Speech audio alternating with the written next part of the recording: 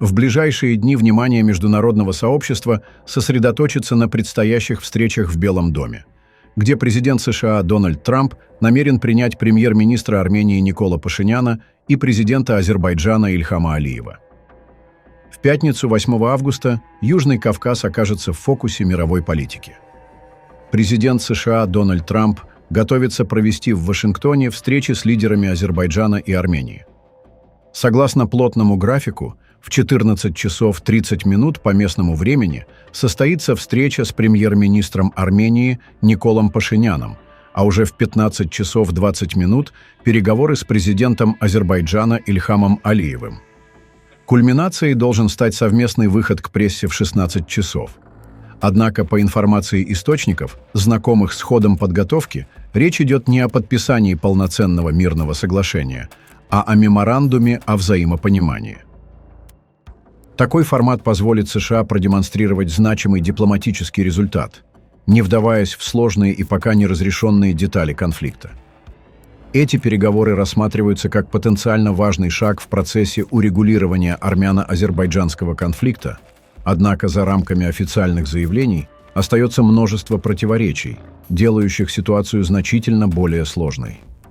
Согласно утечкам и информации из дипломатических кругов, на данный момент стороны не планируют подписание окончательного мирного договора. Вместо этого в повестке – декларация о намерениях или меморандум о взаимопонимании, который может быть интерпретирован как шаг в направлении мира.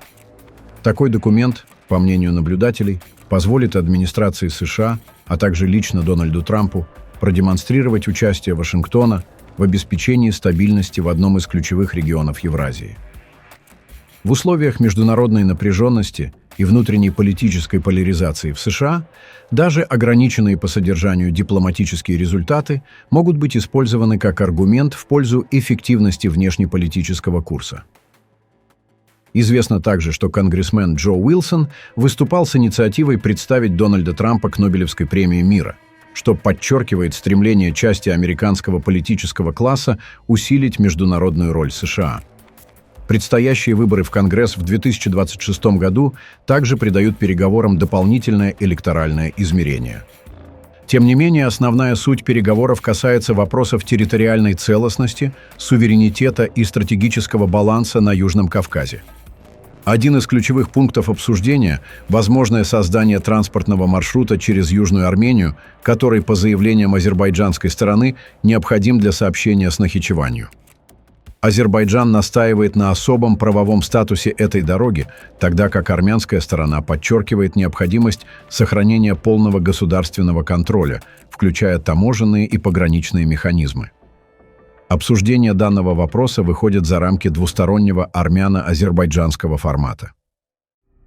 Иран, имеющий общую границу с южной частью Армении, публично выражает обеспокоенность в связи с возможными изменениями регионального транспортного и политического ландшафта. Советник верховного лидера Ирана по международным делам Али Акбар Вилаяти заявил, что Иран выступает за сохранение международно признанных границ. Некоторые представители иранского экспертного сообщества также поднимают вопрос о возможном пересмотре прежнего подхода к региону, включая развитие более тесных связей с Арменией. Эти обсуждения указывают на возможность переоценки стратегических приоритетов в Тегеране, что в свою очередь может повлиять на общий баланс сил в регионе. Турция, традиционно поддерживающая Азербайджан, также активно участвует в обсуждении транспортного коридора. Как сообщают источники, Анкара предлагала компромиссный вариант передачи управления маршрутом частной структуре. Однако, по информации армянской стороны, Азербайджан не согласился на зеркальный механизм управления дорогой с обеих сторон, что вызывает у Еревана сомнения в соблюдении принципа взаимности, одного из ключевых условий для продвижения процесса. Россия, оставаясь сопредседателем Минской группы ОБСЕ и участником трехстороннего заявления от 9 ноября 2020 года, в последние месяцы демонстрирует ограниченную активность в вопросе урегулирования. Это объясняется как высокой загрузкой внешнеполитической повестки, в частности, украинским направлением, так и изменениями в региональной политике.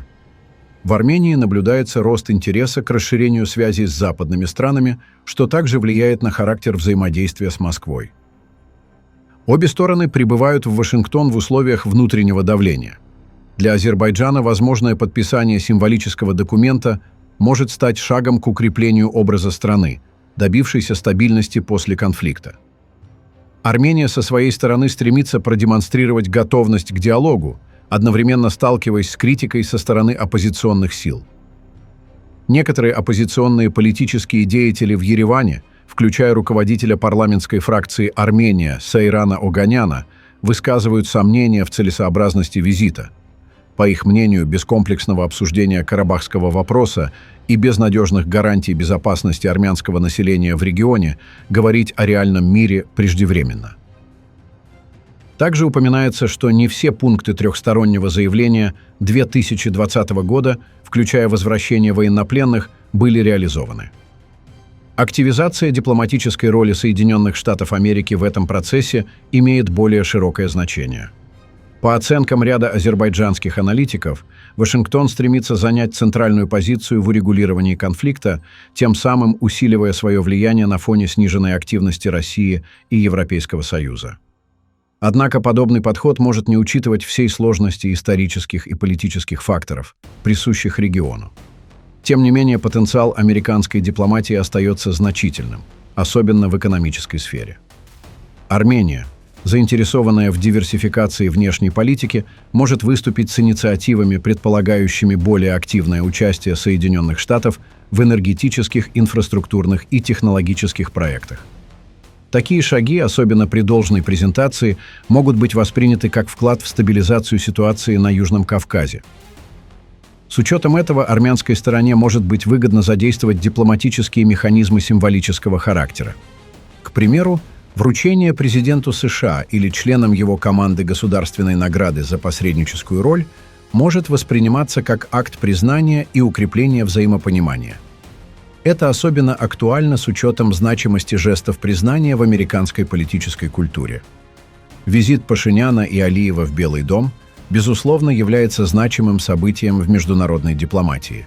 Однако без взаимной готовности к конструктивным компромиссам он рискует остаться на уровне декларативных формулировок. При этом США получают возможность укрепить свои позиции в регионе и выступить в качестве ведущего посредника в одном из наиболее длительных конфликтов постсоветского пространства. Ключевой вопрос заключается в том, смогут ли американские предложения быть восприняты сторонами как сбалансированные и соответствующие их интересам. И главное, готовы ли Армения и Азербайджан принять эти предложения без ущерба для собственного суверенитета и политической устойчивости. Ответ на эти вопросы и определит, станет ли встреча в Белом доме поворотным моментом для всего Южного Кавказа, или останется символическим жестом в череде дипломатических усилий по поиску мира. Постскриптум. Таким образом, единственной страной, препятствующей открытию Зангезурского коридора, остается Иран. Лидер этой страны отвергает любые альтернативные формулировки, рассматривая их как завуалированные попытки все же провести именно Зангезурский коридор. Тегеран готов дать согласие лишь при одном условии – если Армения будет полностью самостоятельно контролировать свои же дороги, проходящие по ее же территории. Однако против этого решительно выступает Азербайджан. Пишите ваше мнение в комментариях и подписывайтесь на наш канал, чтобы не пропускать самые важные и актуальные новости мира и Южного Кавказа.